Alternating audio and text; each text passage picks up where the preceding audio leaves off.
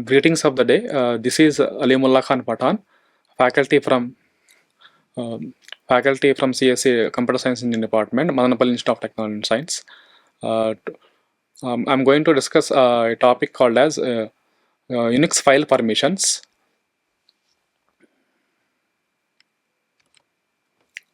So the contents of the file permissions in Unix are Unix file ownership, file permissions, changing the file permissions, absolute mode, and then symbolic mode. So first of all, we start with file ownership. Generally, there are three different types of file ownership. So namely user, group, and others. Others are also named as all. So user nothing but the person who created the file. He will automatically become the owner of the file. So that means the user is also called as a owner. So and then coming to the group. So group is nothing but here a user group can contains multiple users, and all users belongs to the group will have the same Linux or group permissions to access to the file. And coming to the others, that means the people who can have access to the file named as others or sometimes all. So this person can have neither created the file or nor he belongs to the user group. So who could own the file? Next, coming to the various permissions of the file or directory. So generally there are three permissions for a file, for a particular file. So named as read permission, write permission, and then execute permission. So first we start with read permission. Generally, the aim of the read permission is it has the authority to open the file as well as the read the file. So this facility will be provided by the read permission. Coming back to the write permission, so the write permission will gives you the authority to modify the content of the file, or we can change or add. Suppose when you go for a directory, so we can have a flexibility to add, remove any contents of the directory. And coming to the last permission is named as execute permission. So now in this Unix or Linux, so you cannot run a program unless you can set the execute permission. So this is about the small introduction about what are different types of permissions. Next. Now here we are having a diagram. So in this diagram we are having of various types of owners. So namely the user. Again, user can have three different, as I mentioned earlier, three different permissions: read, write, and execute. And then coming back to the next one is group, whereas I said earlier, group is consisting of multiple number of users. So group is also having of read permission, write permission, and then execute permission. And finally we are having of others. Others are also named as all.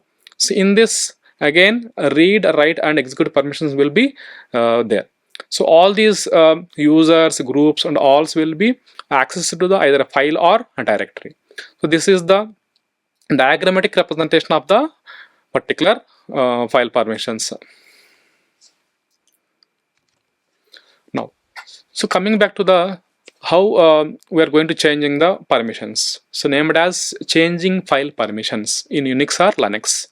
So we'll use for this purpose we'll use one specific command named as CHMOD. So CHMOD stands for change mode command.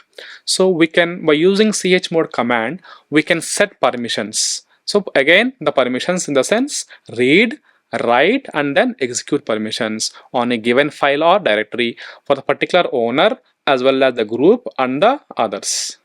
So let us say, for example, so what is the aim of changing file permissions? Why shall we go for changing the file permissions either in Unix or Linux? So whenever you want to, your colleagues or your friends don't need to see your personal images, personal data, then we can use this option. Then we can use the changing file permissions.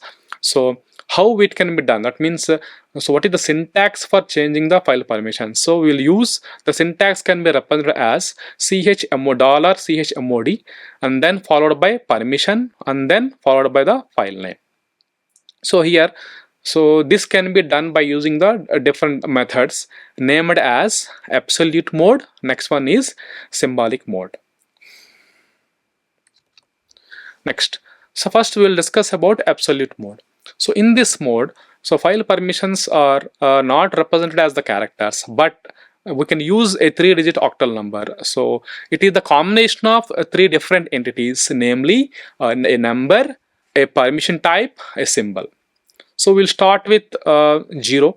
The first one will be indicated as 0. So whenever we have a number 0, so the permission type will be represented as no permissions. So that means that the symbol will be dash. So we can indicate dash symbol for the absolute mode. And then we will have 1. So 1 is for only for execute permission. So and then it can be indicated as X. So X stands for execute permission. And coming to the number 2. So number 2 is for write permission, indicated with the letter, the symbol called as W. And then coming to the number 3. So it is a combination of both execute permission and the write permission. So how we are going to designate this one is W and then X. So write and execute permission. And coming to the number 4. So number 4 for only for read permission. So we can designate this as R dash dash. So only read permission, no write permission, no execute permission. So coming to the number 5. So number 5 for it is the combination of read and execute. That means 4 plus 1. 4 means read and 1 is nothing but execute. So the combination of read and execute can be named as read and that means read and execute permission. And then coming to the sixth number. So here it is the combination of the read permission as well as the write permission. So how we are going to designate this one as R and W or W dash. So again there is no execution permission now, so we are going to no need to denote the X here. So we are going to just denote the RW. Final number is it is the most commonly used the permission type. We can call it as the combination of all. That means read permission, write permission, and then execute permission. So how we are going to designate this one is RWX. So this is about the absolute mode. So absolute mode is also named as, we can call it as a numerical mode. Numerical means so we have the numbers now. So we have in all that one we have used numbers now. So this is the reason why this is also named as numerical mode. So this is about the absolute mode. Next so now we will see some of the examples regarding this absolute mode, how we are going to changing the permissions for a given file or directory. So first of all we will go for the checking the current. So before we are going to change the permissions, first of all we are going to checking the current file permissions. So how we are going to checking the current file permissions means, so the command we will use here is $ls option L along with the file name. So the meaning of ls stands for list. So option means -L. It indicates in the longest format, means it indicates the everything about the file, the attributes of the particular file along with the file name.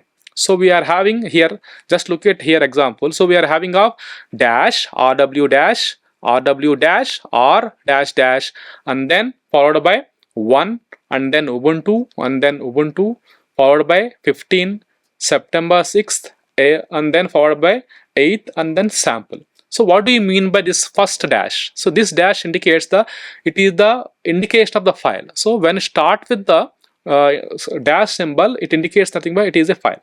Suppose instead of that dash, suppose if you are using a small d, so d stands for a directory.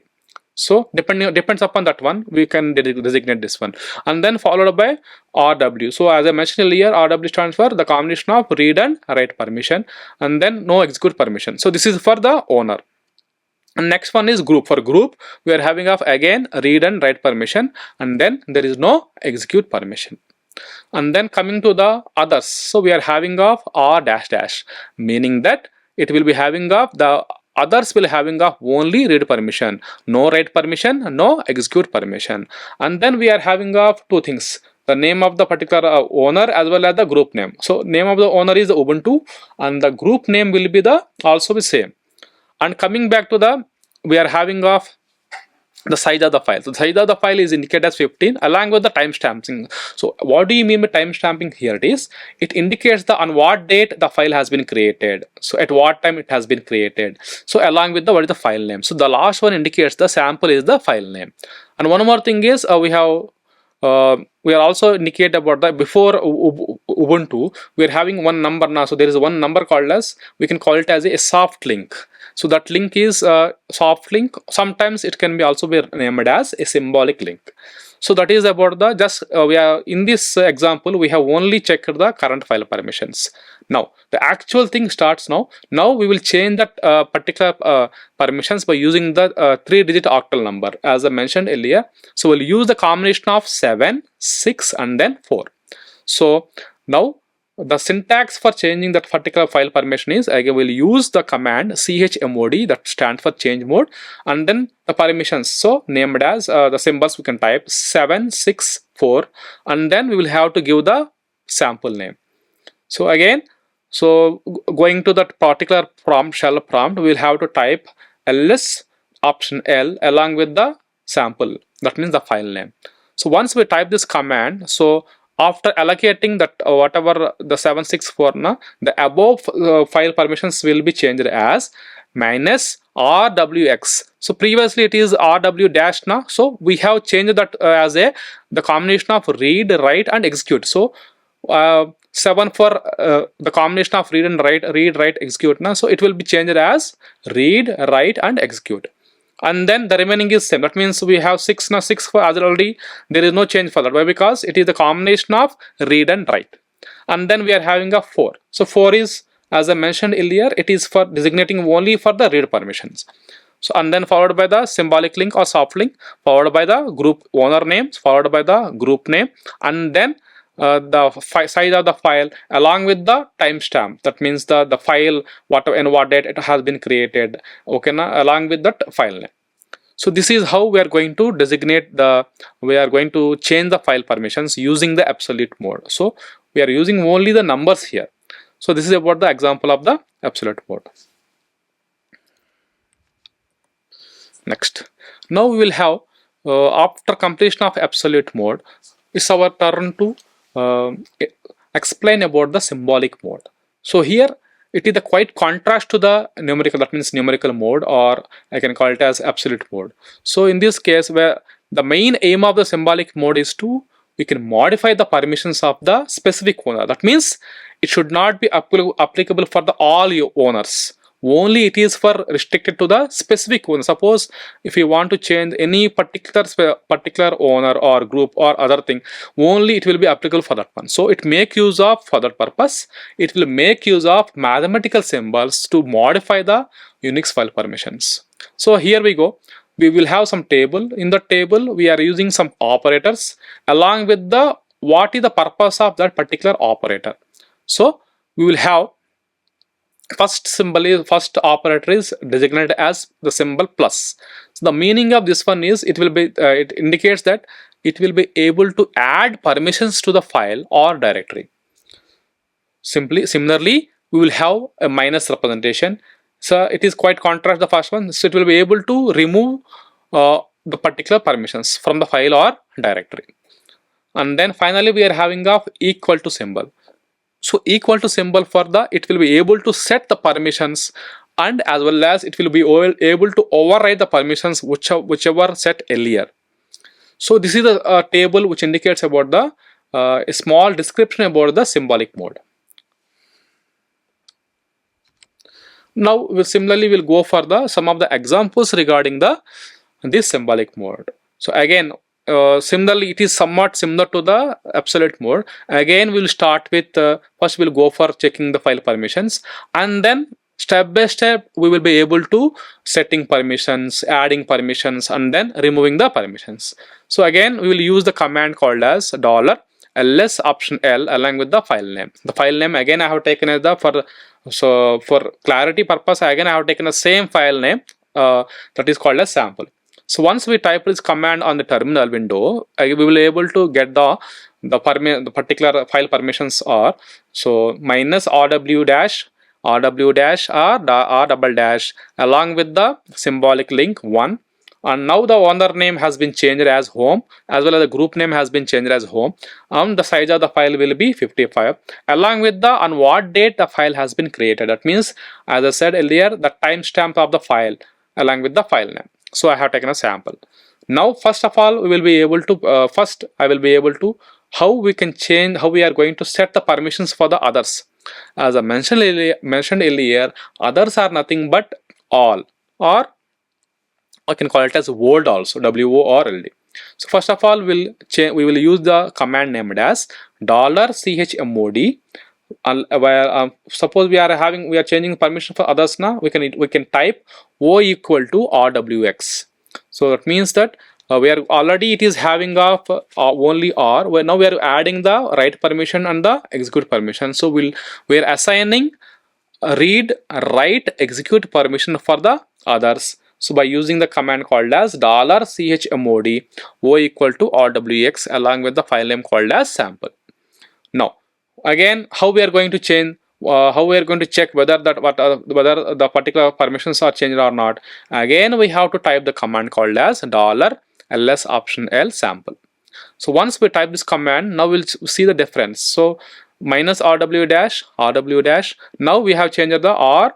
Previously it is R dash dash now. So it will added the W and X. That means write permission and the execute permission along with the symbolic link, owner name, group name, followed by the size of the file, and then the timestamp of the file. So this is for the first one.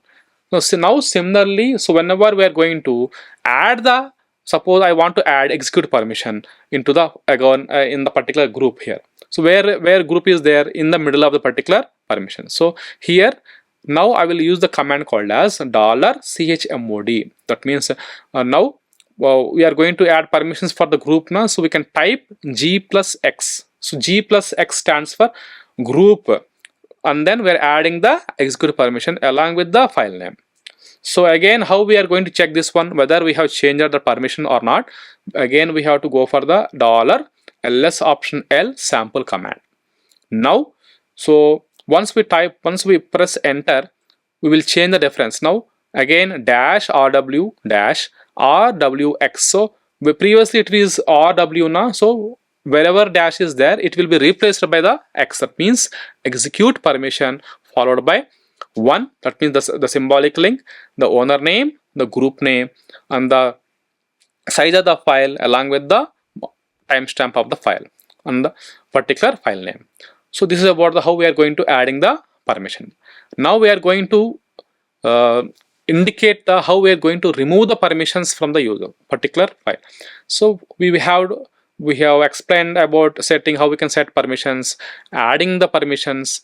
So the last thing is removing the permissions. So again, we'll use the command called as CHMOD. That means change mode command $CHMOD along with the where we are going to change now. We can for example user. So user is, you can represent as a U, and we have to remove that one now. So we have to remove that read permissions. You can indicate as, you can type it as a U minus R. Minus stands for whenever we are removing, we can go for minus R, and then we will type the file name.